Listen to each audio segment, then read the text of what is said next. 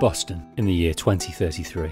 A city laid waste, not unlike any city in the world. An estimated 60% of the world's population is either dead or has succumbed to an infection that claims the mind and incites the body to feed.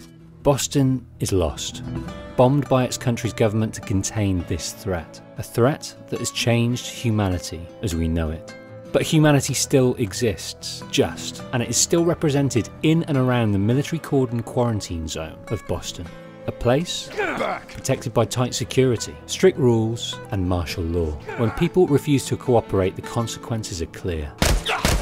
Those within survive on rations supplied by the military. When that's not enough, and that is often, those are supplemented by a black market economy of food and goods smuggled in from the outside. Smuggled by people like Joel. The Last of Us 1 and 2 is a series of games with a devastating story of hope and despair, love and hate, revenge and forgiveness. It's a story that spans 26 years, and due to its complexity, both narratively and emotionally, it aches to be retold.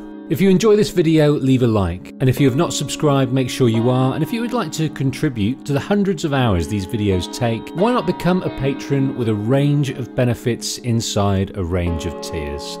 I'm the Patient Wolf, and this is the complete story of The Last of Us 1 and 2. Joel awakes from a nightmare. A nightmare that started 20 years ago. In 2013, Joel worked in construction with his brother Tommy and lived alone with his daughter Sarah in Austin, Texas. Joel worked hard, and although time with his daughter was scarce, on the night his world changed, he shared a moment and received a birthday present from Sarah. You kept complaining about your broken watch. You like it? A watch he was to keep with him through it all. For 20 years, the only thing he would keep to remind him of her. Dad? Don't go near the doors, just stand back there. Come here. Stay back, don't! There is something bad going on. You've got to get out of here. Do you understand me? Yeah. The infection started in the cities. Hospital admissions rose, or people went home to recover. Then, people started to turn. Joel and Tommy's instinct was that of most. Leave the city and its suburbs and head for seclusion and safety. There, hold on! Go! Look out!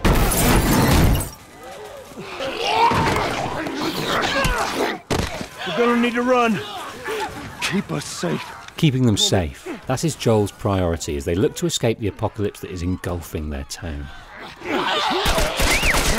As they break free, Stop right there!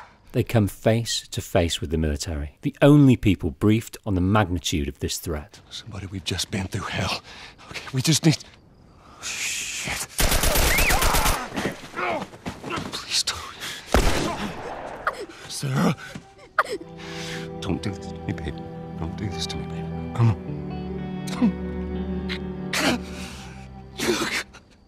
How does someone survive when all is lost? On the 20th anniversary of Sarah's death, Joel has survived and is surviving now in Boston, working with Tess. Joel and Tess are partners in life and in business. They are smugglers. Joel is able muscle, but Tess, she has the brains and the contacts that have allowed their business to thrive. She is also able to handle herself, arriving back to Joel having been attacked. Let's find out who they were. Yeah, Robert fucking sent them. Robert, a fellow smuggler, is withholding payment on business rendered, a shipment of guns. Joel and Tess have been chasing him for weeks. Seemingly, Robert is trying to get to them first. With a lead on Robert's whereabouts, they head to the old warehouse in Area 5. They head to the wharf where Robert is rumoured to be. There's our boy. Working their way towards him, they give chase. Get back! Get the fuck back! Who has our guns? It's the Fireflies. I owe the Fireflies. Let's go find a Firefly. We won't have to look very far. The Fireflies are a resistance movement, revolutionaries revolting against a regime that has lost their way. A regime dictating to society a way to eke out an existence instead of empowering society to grow, flourish, and take back a world now lost. Their aim? Cease the military oppression and re-establish an American government that can tackle the pandemic and work towards a cure for the infection. But like the military, they look to take and hold this power by force. The leader of the Fireflies is Marlene. I paid for those guns. You want them back? You're gonna have to earn them.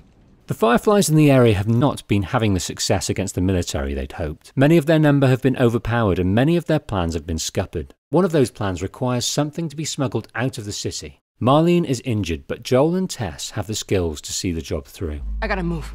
What's it gonna be?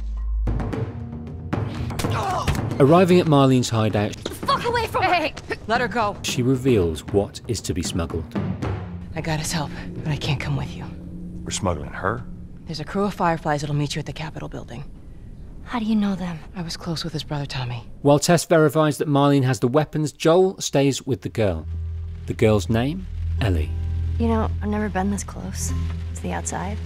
Ellie is 14, too young to remember what it was like before the pandemic. She was born in the quarantine zone. This is all she knew.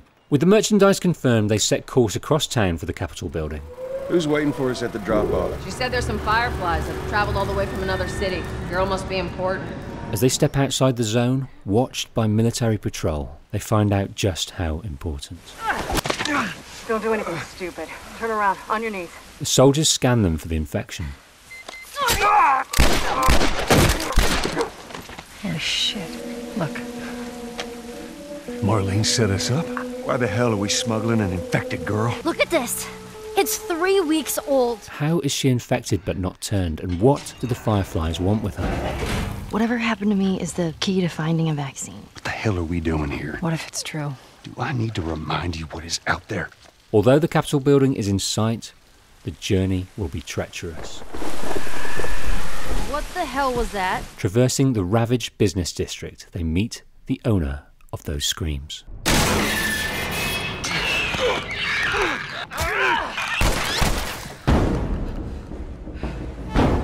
Those infected are no longer human. The infection takes hold and mutates them into myriad forms, all insanely aggressive and will attack on sight. The infection has a name, the Cordyceps brain infection, or CBI, a parasitic fungal infection. CBI is transferred by blood and saliva, commonly via bites, but it is also released via spores as the host dies. Ellie is now resistant to both.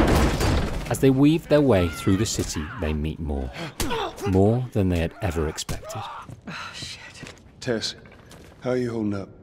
Just a bit winded. This'll get us to the roof. They make the last section of their journey in relative safety and arrive at their rendezvous with the Fireflies. No. Maybe they had a map or something to tell us where they were going. How far are we gonna take As this? far as it needs to go. Now, we tried. Let's just go home. I'm not going anywhere. This is my last stop. Holy shit. She's infected. Show it to me. Oh, Christ. This was 3 weeks. I was bitten an hour ago, and it's already worse. This is fucking real, Joel. You've got to get this girl to Tommy's. Tess's life is ebbing away, and in search for her life's meaning, she appeals to Joel to keep the dream of a cure alive by getting Ellie to the Fireflies. With the Fireflies in Boston all but eradicated, Joel's brother Tommy, a former Firefly himself, may be able to make that happen, but they need to get there, and he is in Wyoming. Reluctantly, and in grief, Joel agrees, as Tess stalls the incoming military. Thanks to Tess, they escape through the museum via the city metro to Boston's perimeter. About Tess. You don't bring up Tess, ever. You do what I say, when I say it. Joel cared deeply for Tess, but like with all his grief, he keeps it locked down. Now, there's a town a few miles north of here. There's a fella there that owes me some favors. Good chance he could get us a car. That town is Lincoln, and the car will expedite their long journey to Wyoming to find Tommy. Get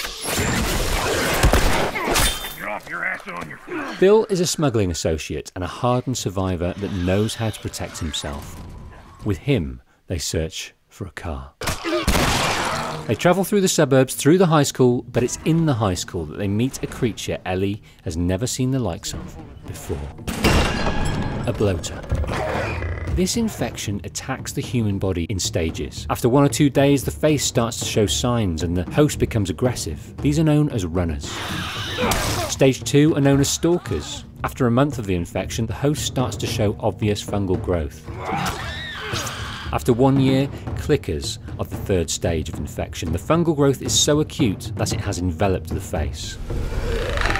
Without eyes, clickers have also developed echolocation abilities to zero in on their prey. Their strength has also increased dramatically. What the fuck is that? After up to 10 years of being stage 3, some move to stage 4 and turn into bloaters. Their fungal growth is as hard as armour. They're slow moving but can throw mycotoxin projectiles, and if they catch you, there is no way of escape. With the threat dealt with, they find the car and with the help of Bill, make their escape via Highway 76 en route to Jackson, Wyoming.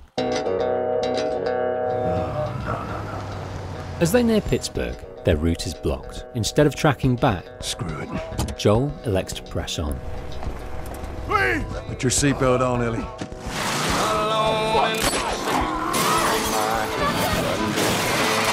Pittsburgh is populated by hunters, an extremely organised and aggressive group that have elected to live outside of the quarantine zone, to run their existence their way. They survive by hunting, killing and stripping survivors of possessions and food. Joel and Ellie need to work their way across town to escape.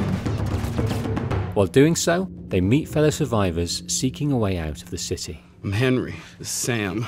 Brothers looking to rendezvous with their group outside the city, and Henry's ultimate goal is to join the Fireflies. They decide to join forces. After sunset, that's our window.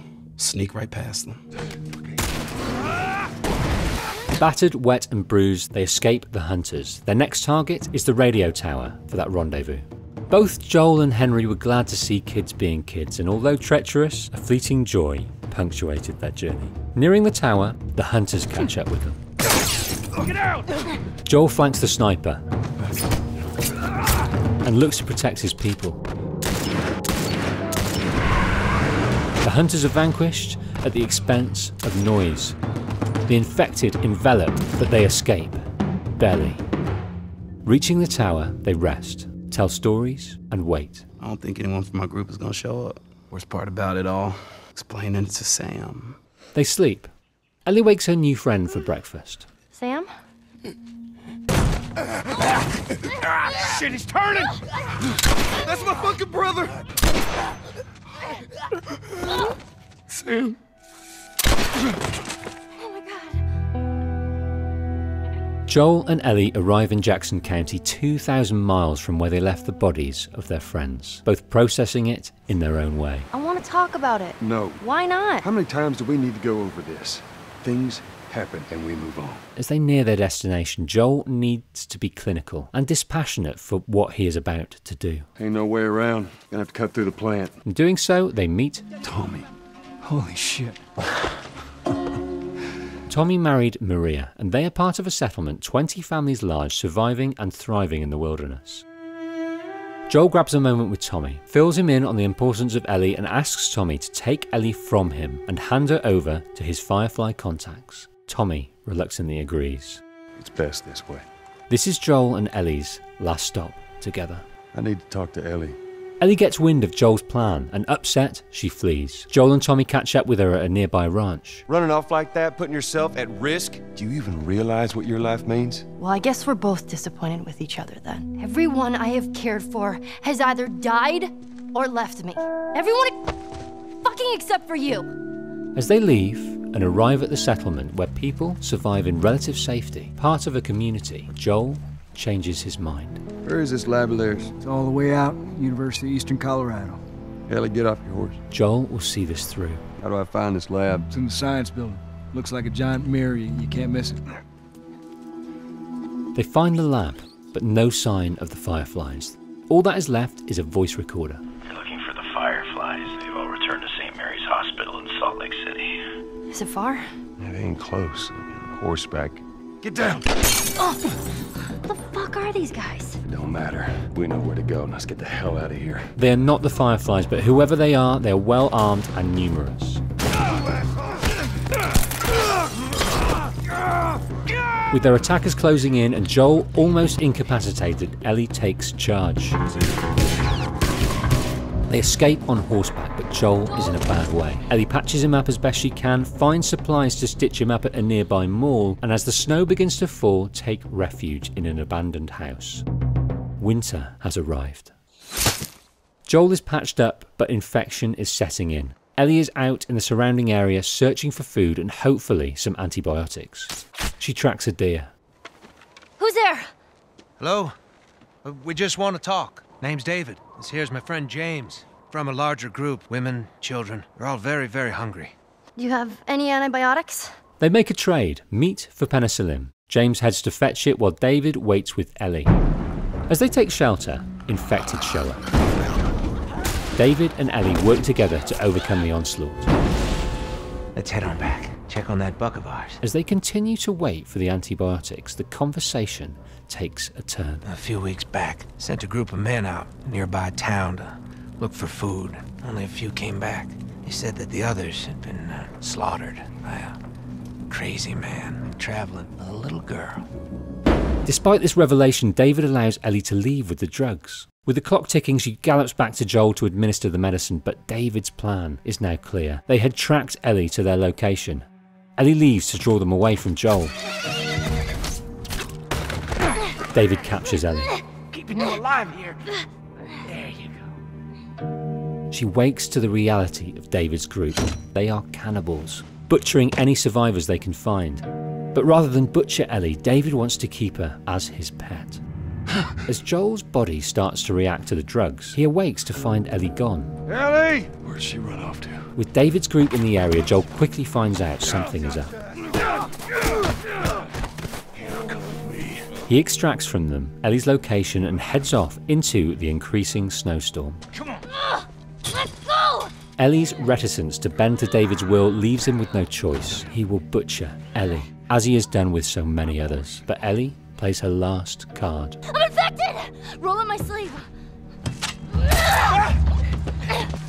Ellie breaks free, but in the snowstorm and the unfamiliarity of the environment gets turned around. You want out? Gonna have to come get these keys. As a fire breaks out, David gets the upper hand. Well, let me tell you something. You have no idea what I'm capable of. Ellie! Stop! Stop! Fucking touch me! Oh, baby girl. It's okay. As spring arrives, so do Joel and Ellie in Salt Lake City. They have been through a lot together, and as their journey's end nears, Ellie is not herself. Maybe it's the trauma she's been party to, or the apprehension of what meeting the Fireflies will entail. You gotta see this.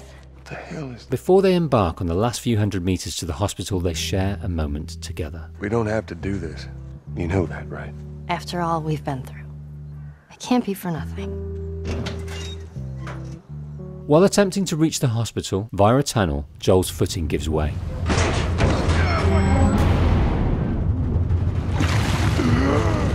Hands in the air! Welcome to the Fireflies. And Ellie? She's all right. They brought her back. Marlene had all but given up hope of ever seeing Ellie again. Now with Ellie in hand, the dream of a cure is back on track. Take me to her. You don't have to worry about her anymore. Let me see her, please. You can't. The doctors tell me the cordyceps, the growth inside her, has somehow mutated. Once they remove it, they'll be able to reverse engineer a vaccine. But it grows all over the brain. Once surgery starts, Ellie will not wake up again. There is no other choice here. As Joel is to be ejected from the building, he presents another choice. I say keep walking. Where? Top floor. After all they have been through, Joel's connection with and affection for Ellie is so profound, he has no other choice than to get her out. Despite the wider significance, he can't lose Ellie like he lost Sarah all those years ago. Sweet Jesus. What are you doing? Oh, shit. Heading for the basement parking, he is met by Marlene. It ain't for you to decide. It's what she'd want. And you know it. He knows he can't leave her there. You just come after her. Turns out there's a whole lot more like you, Ellie. Ain't done him a damn bit of good, neither. They've stopped looking for a cure. Joel needs to sell Ellie this lie in order to keep her safe. He takes Ellie back to Tommy's settlement in Jackson for a life. Joel hopes a great life. And although excited, Ellie is deep in thought. She needs to know for sure. Swear to me that everything that you've said about the Fireflies is true. I swear.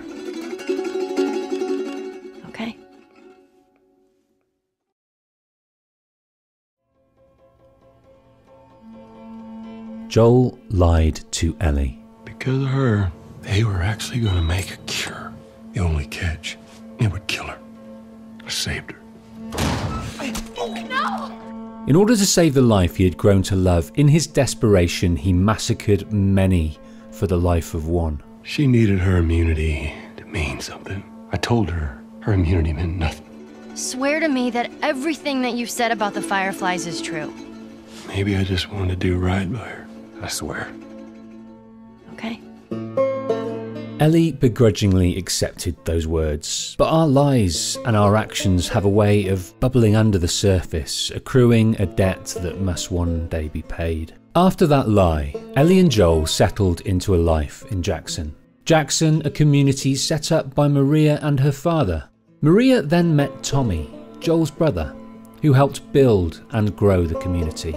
To build walls and lookout towers to keep them safe, schools, churches, and meet trading points to enrich their minds and bodies.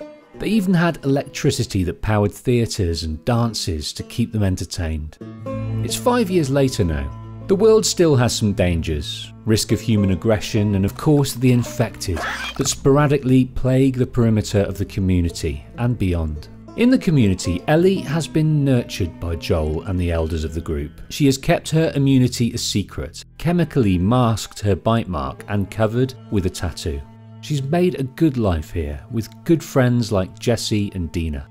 The night before, everything changed. Her relationship with Dina took a step towards romance. Every guy in this room is staring at you right now. Maybe they're staring at you. It was a union not without its complications. Dina had recently broken up with Jesse, a relationship that had been on and off for a while. Although hurt by the breakup, Dina and Jesse both knew the relationship had run its course. Joel, although burdened with a lie to protect, had found a peace in Jackson. A routine helping patrol the camp's perimeter, his spare time cultivating his passions of wildlife, reading and woodwork, as well as imbibing the interests of Ellie in a bid to stay connected. His primary driver was watching over Ellie, mostly from a distance as she grew from a girl into a woman. He wanted her to grow up safe, educated. Remember now, don't just flail about. You gotta... Push the water with your whole arm, blah, blah, blah. Glad to know I'm getting through. Happy and enriched. Oh my god, it is a dinosaur! Joel! Surprise. In contrast to all they had been through and the life she knew back in Boston QZ. On the night of the dance, he was there to step in as Seth took exception to that kiss on the dance floor. Oh, just what this town needs. Another loudmouth dyke. The fuck did you just say? Ellie, Ellie, don't. Get the hell out of here. You all right, kiddo? What is wrong with you? He had no right. And you do? I don't need your fucking help, Joel. Because throughout the 5 years since St. Mary's Hospital, the loss of her destiny would resurface and manifest itself in mistrust of Joel's recount of what happened. She would continue to probe for answers. I had so many questions for them. Why did you pull me out of there while I was still unconscious? There was no cure. She kept getting the wrong answers.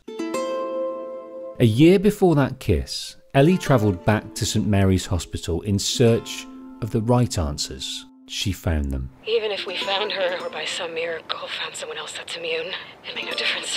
Because the only person who could develop a vaccine is dead. If you lie to me one more time, I'm gone.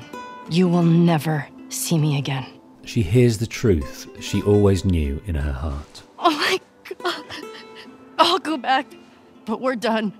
The paradox of continued existence, but the pain and guilt of surviving against her destiny of purpose would end their ties, but Joel would continue to watch over Ellie. The morning after the dance, Joel was out patrolling near the ski resort with Tommy, while Ellie was out with Dina, covering the creek trails. No one could have protected Ellie or Joel from what the storm brought into the mountains of Jackson. A group, holed up at a nearby mansion, all members of an unknown group, the WLF, the Washington Liberation Front. We made it. Holy shit, it's a fucking city. They had travelled 800 miles from Seattle to find one man. While out searching, a member of that group, Abby Anderson, quite by chance, gets that man right where she wants him. We're gonna have to run! Through here! A storm and a horde brings Tommy and Joel to her aid. I'm Tommy. That's Joel. What's your name? Abby. My friends are at a mansion just north of here. Keep riding with me.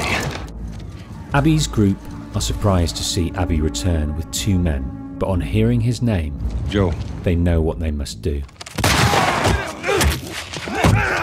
Joel Miller. who are you? Guess. Joel has an inkling, but the life he has had to lead to survive, it could be any number of people looking for payback. You stupid old man. You don't get to rush this. Joel! Tommy!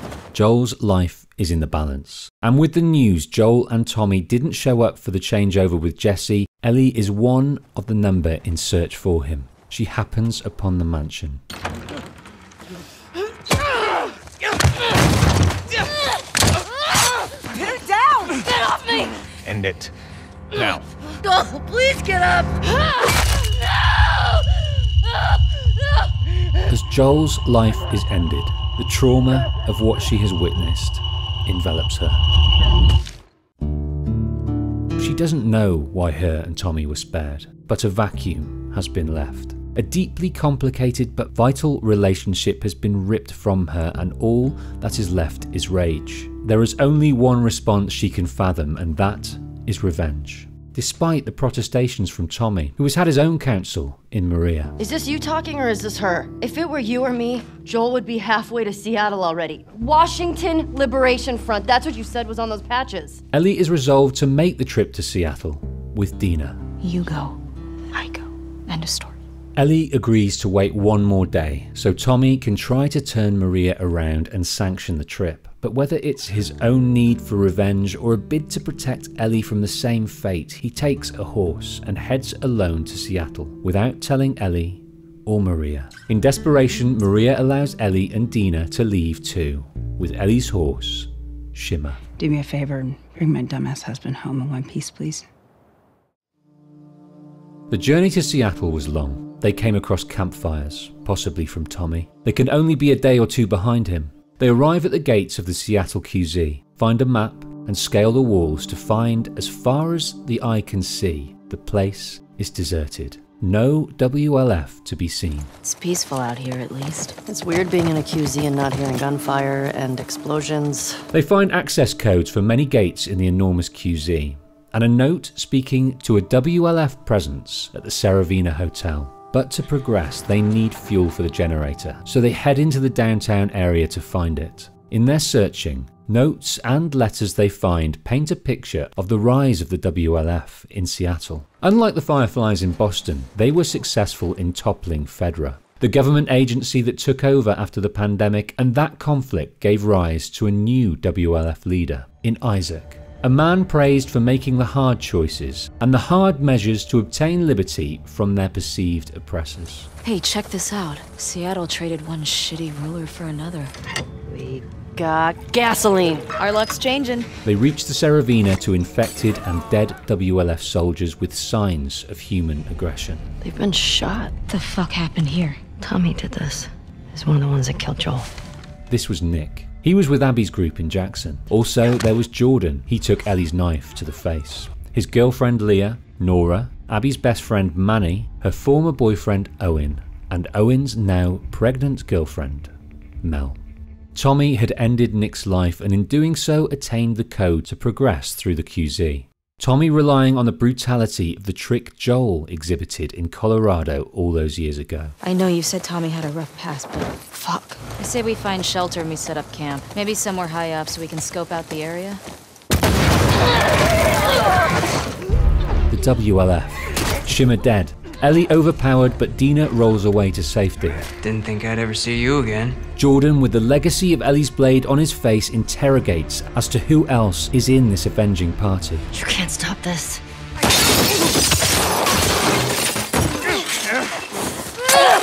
Gotcha, motherfucker! On searching the body of Jordan, Ellie finds a photograph and a note to another name among those visiting Jackson. Leah. Isaac's got us posted up on a 2-week at the TV station. Scars spotted in the area. Spy all these tall buildings. That way. The TV station is their destination, but what are scars? Let's go get Leah.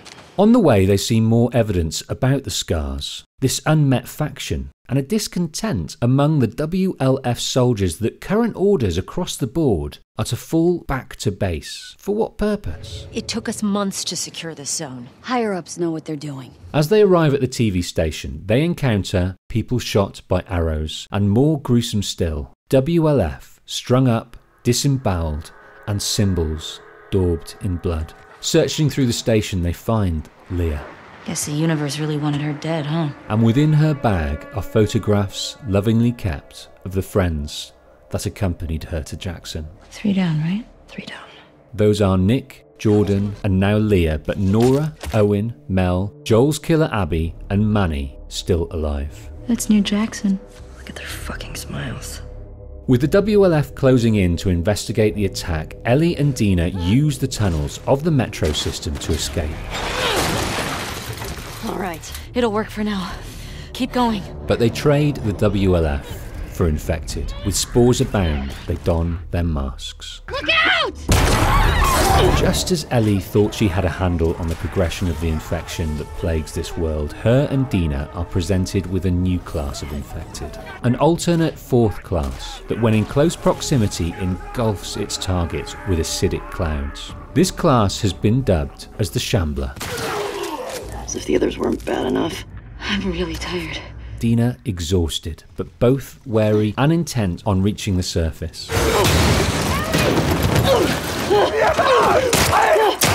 Ellie, your mask! No! Ellie, no! Stop! I'm not infected. I'm immune. I'm not coughing, do you see? Shit. Can you run? Yeah. Let's fucking go! They make it to the surface, but this is taking it out of Dina. A fatigue that worries Ellie. You want to tell me what's going on with you? What's going on with me? I'm immune. The fuck are you talking about? I was bitten and nothing happened. Now you know. Really? I think I'm pregnant. What? Don't worry, it's not yours.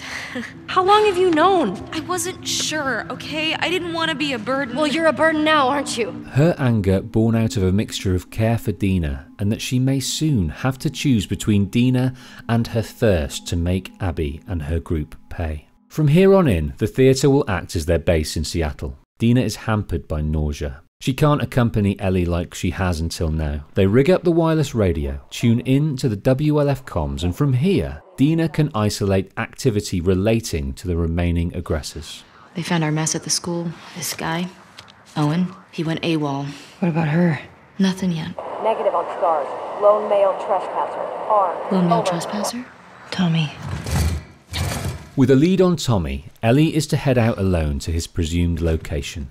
Dina gives Ellie a keepsake. It's for good luck. I don't believe in luck. I do.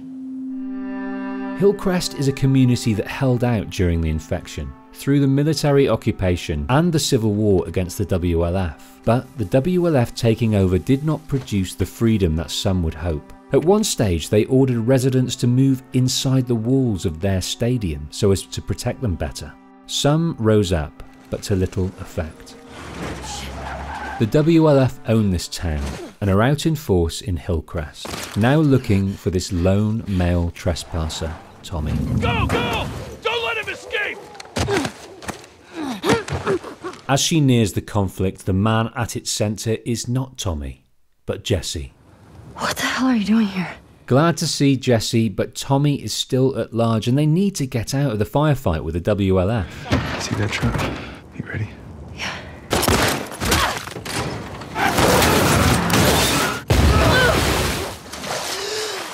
Free of danger, they return to the theatre. Oh my god, Jesse. Hey, Dina. Oh. While Ellie was away, Dina discerned the whereabouts of another member of the party in Jackson. Abby? No. This girl, Nora. She is located at the hospital collecting supplies with her unit. What, you're gonna go now? We know her location. Maybe Tommy does too. What? Nothing. Good. Dina sees a determination in Ellie that scares her. With Dina's momentum waning, Ellie's is ramping up the closer she gets to Abby. Get off of me! Dragged down by a stalker, she emerges from the sewers into another threat. Ellie finally meets the Scars.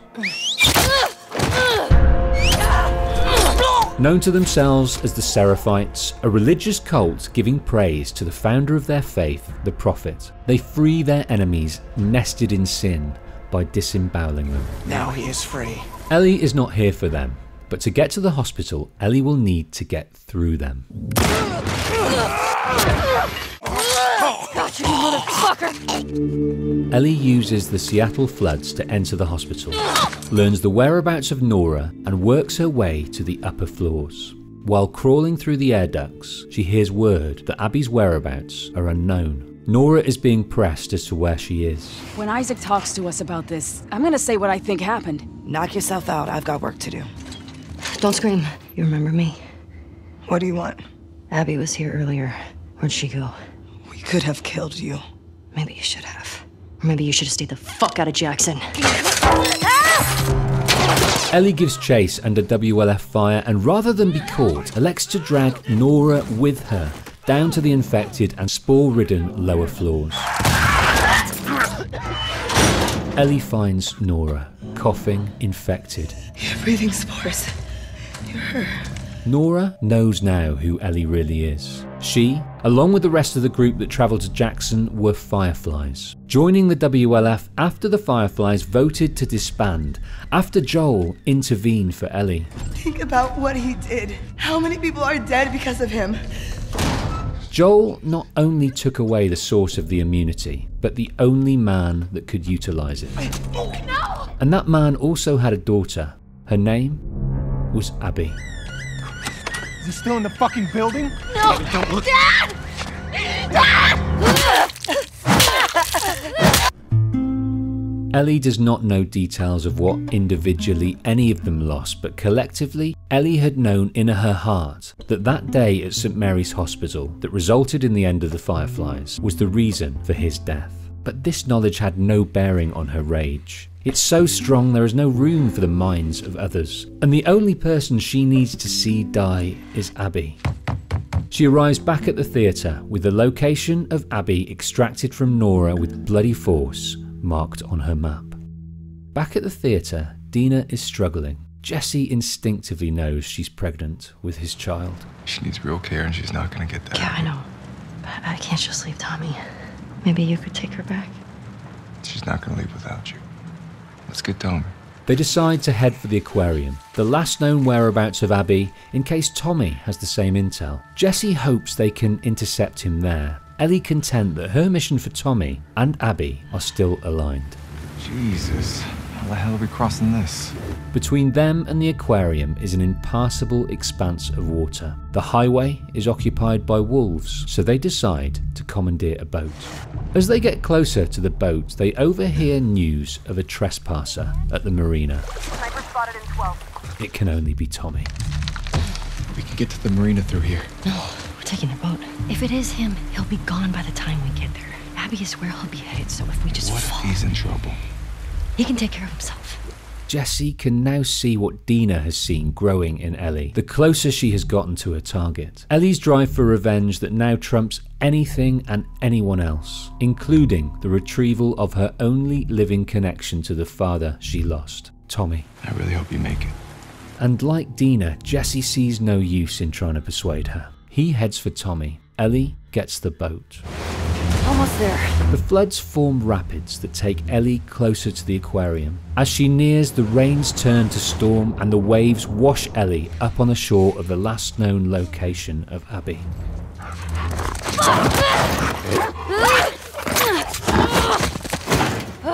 Stupid dog. There is no immediate sign of anyone else, but there are sleeping bags, WLF bags, a Firefly pendant belonging to Owen, bloody rags. Someone was hurt. She hears voices. People don't come back from that island. I'm not fucking going there. Then don't! Ellie gets the drop on them. You're that girl from Jackson. Tell me where she went. Point to where she is on this map. It better fucking match up. Fucking Christ!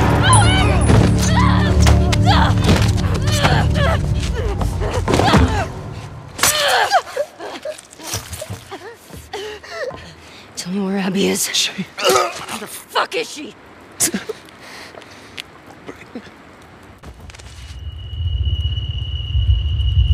With the revelation that Mel was carrying a child, an innocent, the realization of her actions, and the trauma her revenge has kept at bay envelops her. Jesse and Tommy arrive and take her back to the theatre, their base of operations, but Ellie left the map. Ellie is back with Dina. Despite her rage, she has perspective now that she still has people she loves. They plan their return to Jackson. They got what they deserved. But she gets to live. Yeah. Is that okay? It has to be. Tommy heads off to prepare. How you doing? Fine. Thanks for coming back for me. My friend's problems are my problems. Shit! Jesse, stand up! Hands in the air, I shoot this one too. Stop! Stop! I know why you killed Joel. He did what he did to save me. There is no cure because of me. I am the one that you want. You killed my friends. We let you both live. And you wasted it. Back in Jackson, Abby had not got the satisfaction she hoped from killing Joel and avenging her father, but she was content to move on and grieve. Stop! We're done. But in doing so, she released that same rage in Ellie. Now Abby's friends are dead, and she has the person responsible in her sights.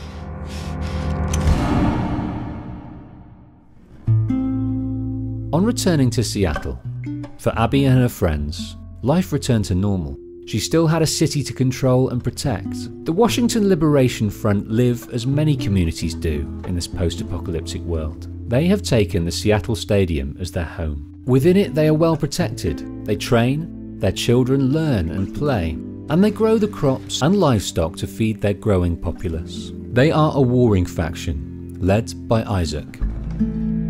They have been making good ground against the Seraphites of late, but a recent truce has been broken, and the conflict has escalated. Abby! Oh, been searching everywhere for you. We've been called up. Isaac wants us at the front. Isaac has given orders for all soldiers and medical personnel to give up ground and return to the operation base for further orders. They are starved of information, and rumours are flying. Can you fucking believe after everything we're falling back? I'm telling you, we're leaving the QZ. I heard the big man's had enough. Manny and Abby are heading to the FOB, and Manny has contrived that Mel comes along too. Why are you doing this to me? Because I care about both of you. Mel and Abby have been friends since kids with the Fireflies, but Mel is with Abby's ex, Owen, now. A relationship that could not survive Abby's yearning for payback against Joel. Since that brutal payback, her and Abby have developed a rift between them. Manny hopes this journey will start the repair to this rift. Hi. Hey. Let's keep moving. As the journey is longer than advertised, they attempt to reconcile. I am glad I'm here with you guys. I hate to hear you got in trouble and I couldn't help. I guess I was shook by Jackson, too. Whoa!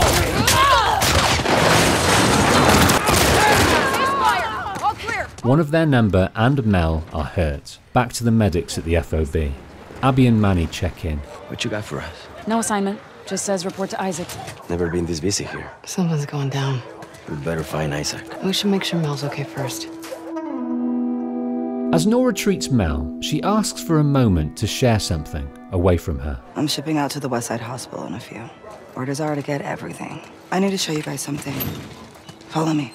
Amongst the many dead from the conflict awaiting burial is a body bag containing Danny. Not a former Firefly, but a soldier that was out with Owen responding to a report of Seraphite activity. Owen is still missing, but Danny made it back to the Wolves and died in Isaac's arms bearing a message. As far as I can tell, there's no units going back that way.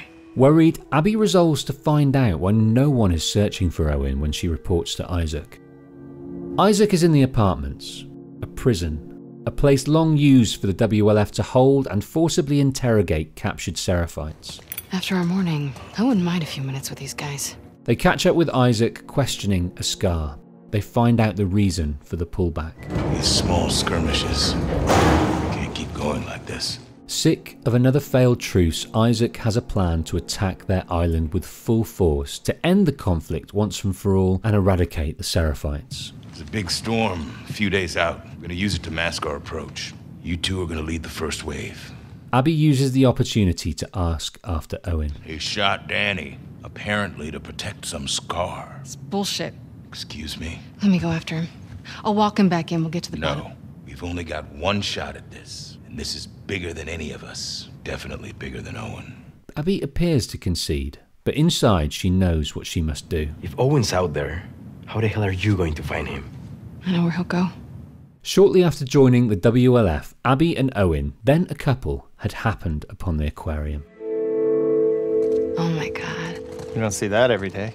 It was empty, but a family had for a time lived here and thrived, and had since remained untouched. In the outdoor theatre was moored their yacht. Owen especially fell in love with the place, and it was to become his haven that he shared with Abby for a time, and later grew more attached to it with Mel. He felt a special kinship with Max, the boy who had lived here before, who left his art on every wall. Max, with his brother, had joined the Seraphites. I'd love to meet this kid. He's a scar. Maybe you have. Jesus, I sure hope not. I just don't understand how anybody willingly joins the Scars. Well, in the QZs, people would refer to the Fireflies as terrorists. We blew up checkpoints and assassinated soldiers. Owen, as a Firefly, felt purpose. A purpose he has not been able to replicate as part of the WLF. It is at the aquarium the Christmas before they left for Jackson that he discusses the rumour that the Fireflies are reforming in Santa Barbara, California, a notion that Abby counselled to discount. Manny sees Abby off to go after Owen. Wish me luck. When you find him, don't hit him too hard. Abby despises the Seraphites nearly as much as Joel. Crazy bitch. Do you even know what you were starting? She has been in conflict with them ever since she arrived in Seattle. She has seen compatriots die and killed her fair share. Her journey across Seattle to the aquarium sees her pass through Martyr's Gate, a sacred place, a shrine to the Prophet, the leader of their faith who had died at the hands of the WLF. A place they fight to hold off as they deliver their prayers to their lost leader, a note of thanks, a hope for a better life. In reading these, Abby reluctantly gains a better understanding of her enemy. And as she runs into them, she overhears talk of runaways from the group and are keen to hunt them down. May our prophet grant justice to those apostates. Get the fuck off me! Abby, unconscious, awakens. She is going to be subjected to the fate of her compatriots in the TV station. They are nested with sin. Free them, that they may know my... A timely occurrence is the news to the Seraphites that they have caught one of the runaways. Yara! Where is the other apostate? Clip her wings.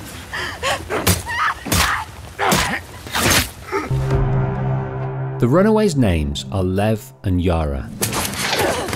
They free Abby, ordinarily a sworn enemy, but for now, their purpose is aligned to flee the Seraphites and the infected attracted by the gunshot. Fading fast from her smashed arm, Abby carries Yara to safety. In here.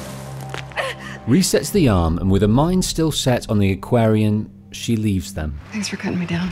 Whatever shape she's in, I need to get out of here by tomorrow. We'll be fine. The aquarium is locked, but she finds a way inside and heads for the lamplit boat, eager to find out why Owen would attack his own, and for the sake of a Seraphite. You want to tell me what happened? I couldn't do it. Owen could not kill another Seraphite for a cause he did not believe in. Danny's militant loyalty took exception, and his death was a consequence of Owen's self-defense. Owen is done with the WLF. I'm going to Santa Barbara. To chase a rumor? If the Fireflies are in Santa Barbara, I go the opposite fucking direction. Sorry I grew up. You should try it. Oh yeah? How do I do that? Should I go find the people that killed my family? I could torture them until they're crying, you know?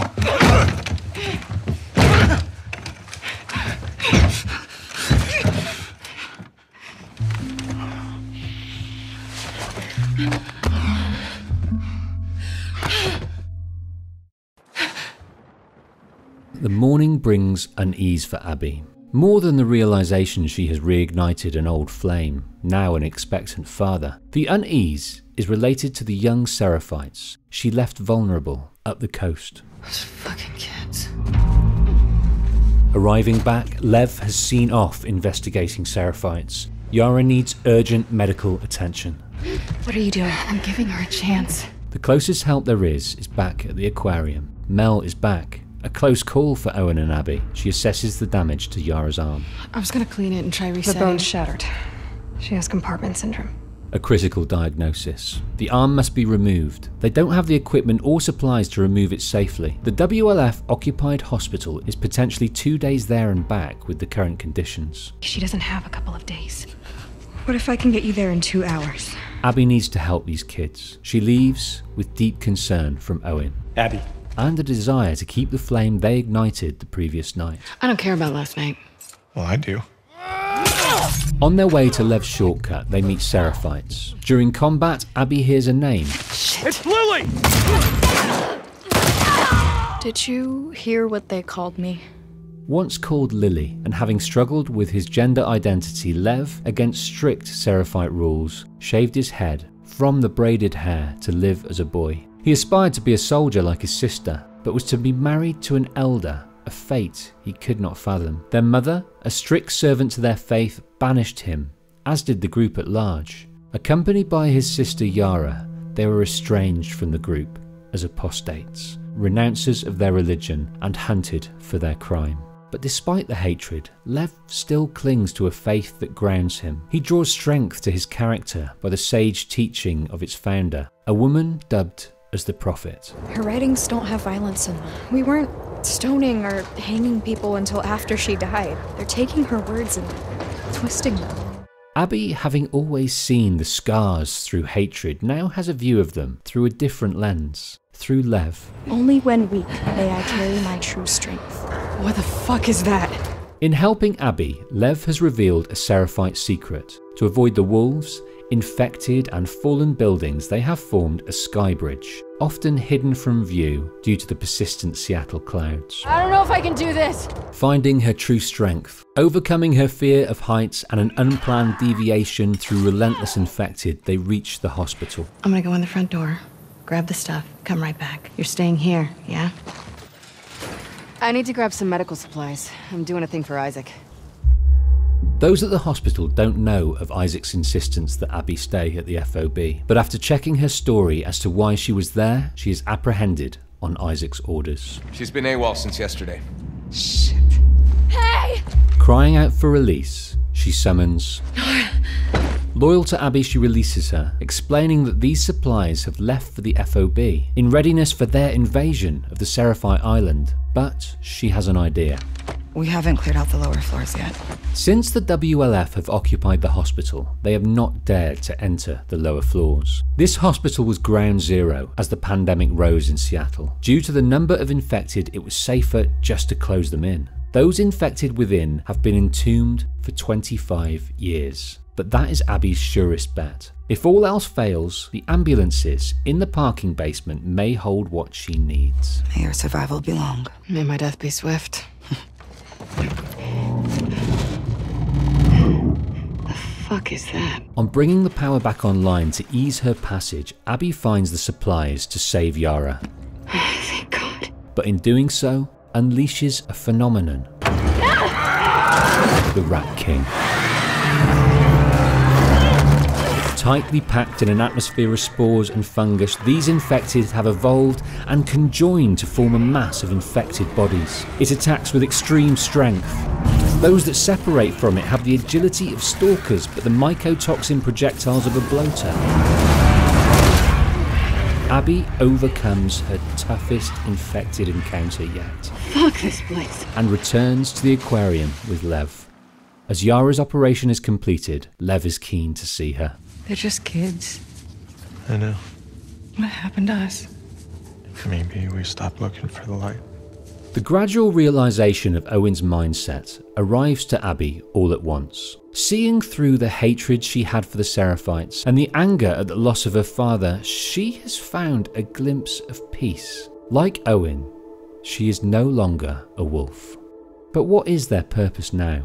Owen is convinced it is finally fixing the boat and heading down the coast to Santa Barbara to find the Fireflies. He asks Lev and Yara if they want to come. But despite his impending fatherhood, Owen's heart lies with Abby. I know it's a fucking mess, but we can choose to be happy. And Mel knows this. I figured you'd have talked him out of going by now. Actually, I'm going with them. But not if you come. You want to do right by these kids? Get out of their lives before you screw them over too. But those kids have their own friction to this trip to Santa Barbara. Yara knows in her heart that their devout mother will never accept either of them back in her life. Lev has a loyalty to his mother that cannot be broken. He will not leave her behind to risk the group turning on her. Lev! Get back here! What's he doing? He's going after her.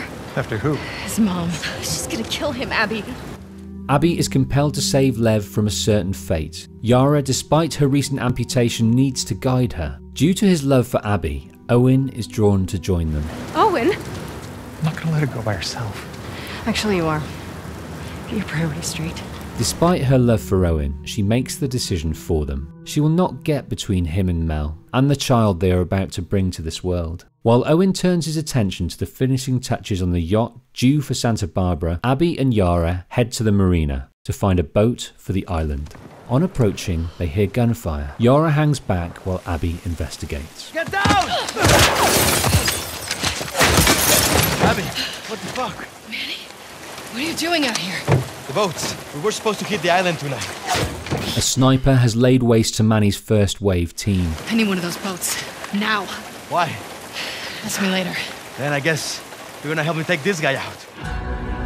In doing so, Abby first hears about the trespassers that have plagued the WLF in the run-up to their invasion of the Seraphites. The last few days, they came out of nowhere.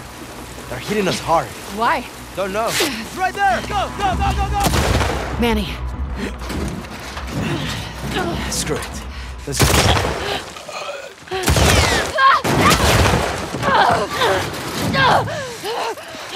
Her friend and roommate, Manny, is gone. But she is now trapped in here with this sniper, this trespasser. Why are they here?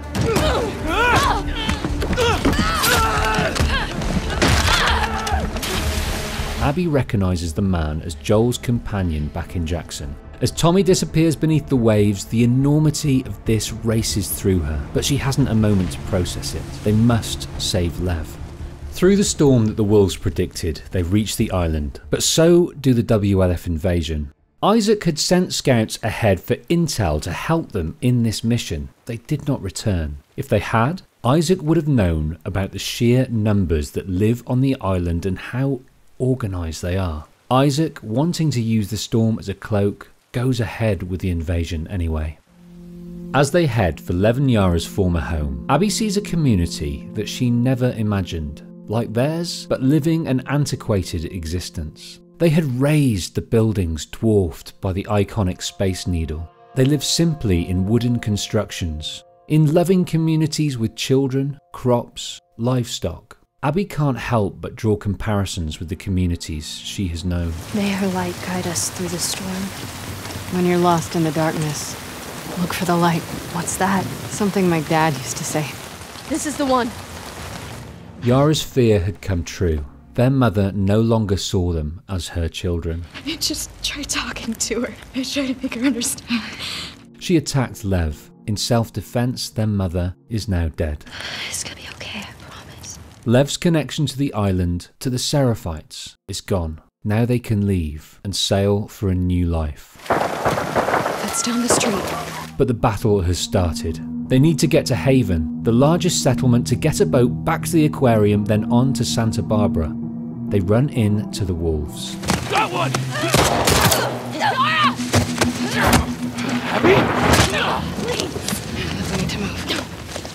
Come on. Here. Stay back. Stand down. Isaac. You have 3 seconds to get away from that scar. With her last act, No! What the fuck? Yara gives them the time to escape. Those were your fucking people. You're my people. Lev has lost his mother and his sister, one after the other. With their blood still on him, Abby counsels the need for self-preservation. We're gonna have to fight to get out of this, okay? And then I need you to show us to those boats. With Isaac dead and having underestimated the Seraphites, Abby and Lev navigate through a winner-takes-all conflict. And while Abby and Lev quietly float away through the noise back to the aquarium, the WLF, despite hurting the Seraphites, have lost everything. And when Abby and Lev enter the aquarium, she discovers that she has lost Owen. And as she looks at the map, a vengeful rage erupts once more. You killed my friends. We let you both live. And you wasted it! With an arrow to the knee and a bullet to the side of his face, Tommy is down, but Ellie breaks free.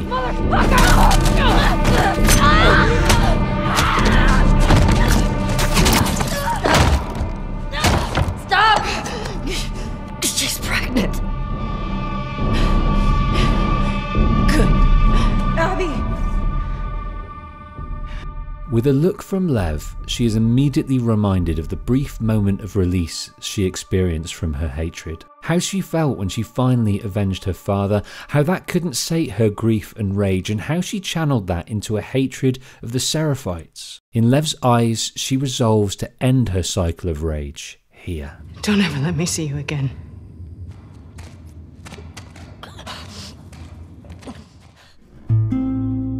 Back when Ellie and Dina arrived in Seattle, before they came across the WLF, they mused as to what their life would be if they could choose. Ellie's, without a credible substitute coming to mind, she offered up her childhood dream of owning a space shuttle. Dina's was more down to earth. Dina wants to live simply on a farm. Months after Seattle, Ellie, Dina, and their son, JJ, occupy a farm not far from the Jackson community. It has fences to protect them, livestock and space for Ellie to create. They have peace, love, a purpose in JJ. The farm an ideal life for Dina, and it could be for Ellie too, but the trauma of her loss of Joel still haunts her. She suffers episodes that take her back to the room where Joel was brutally taken from her. Dina shows loving patience, but this does not help Ellie exercise her grief. As Ellie returns from one of her frequent escapes of solitude to hunt, there is a visitor waiting from Jackson, Tommy. Tommy survived the arrow and the bullet he received in Seattle, but he limps and has lost sight in one eye.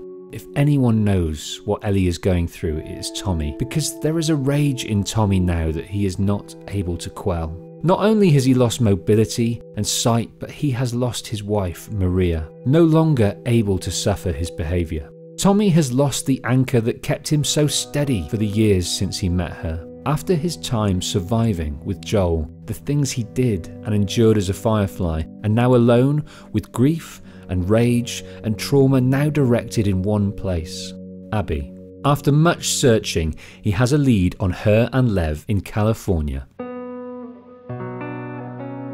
Although Tommy is turned down now, Ellie rises early, perceiving that this is the only way she knows to end the trauma she bears. I have to finish it. Stay. I can't. I'm not gonna do this again. That's up to you. Ellie leaves their farm, this time without a bracelet, without Dina's blessing.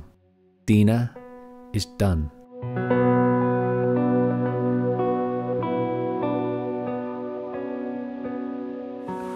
Okay, Constance. With nothing to keep them in Seattle, Abby and Lev have followed the lead Owen was so keen to investigate. The Firefly outpost is supposed to be in this street, but it's deserted. Scratches. Hello? Still deserted, but evidence of recent occupation and a wireless radio. This is Abby from Santa Barbara. Can anyone hear me? Hi, Abby. We got a clear signal on you. Where in Santa Barbara are you calling from? 2425 Constance. I was part of the Salt Lake outpost. Dr. Jerry Anderson. He was my dad. How do we find you? Get to Catalina Island. Approach the large domed building in Avalon. We'll find you. A needle in a haystack, but they have found the Fireflies. In California, but the Fireflies are not the only faction to exist here. There are others. The Rattlers, a group that capture people, enslave them and put them to work. They have captured Abby and Lev. The yacht, beached on the coast near Santa Barbara, has been found by Ellie. On board there are clues as to Abby's whereabouts. 2425 Constance. Yeah, that's gotta be it. As she arrives at Constance,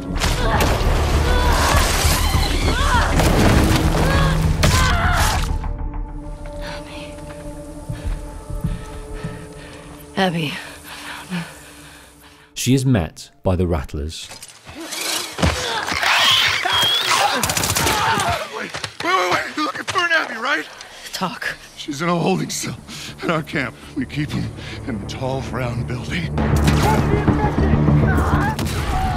Although injured, Ellie gets through the Rattlers guarding the slave workers to the round building, to the holding pen. Where's Abby? Abby tried to escape. She's down in the pillars. Head down to the beach. You won't miss it. She's probably already dead.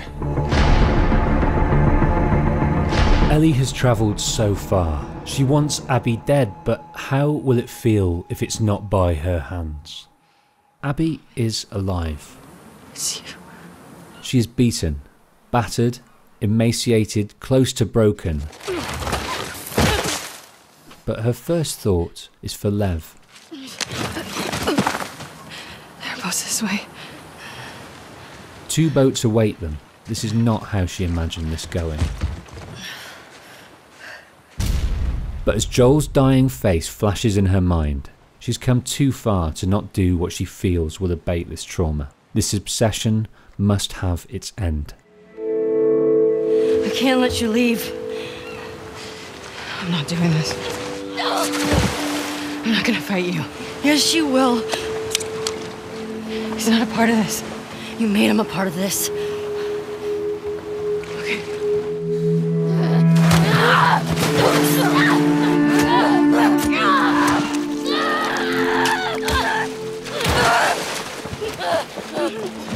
As Ellie has the final few moments of Abby's life in her hands, she is not feeling triumph. Her rage is not qualified by Abby's impending death. Instead, she glimpses a moment of the father she lost, a time the evening before his death that she has been unable to cherish due to the rage she has felt. Would Joel have wanted this? After ripping Ellie from the hands of the Fireflies, killing all those people, destroying a hope for humanity, had Joel not prepared himself for that moment? In the chalet, in the snow. He had salved the wound left open since his lost daughter Sarah 25 years prior. He had saved the daughter he loved in Ellie so she could feel love, security, joy. He had completeness. In Abby and Lev, Ellie also saw what it means to protect a life, to be totally devoted to someone's well-being, what Joel had for Ellie.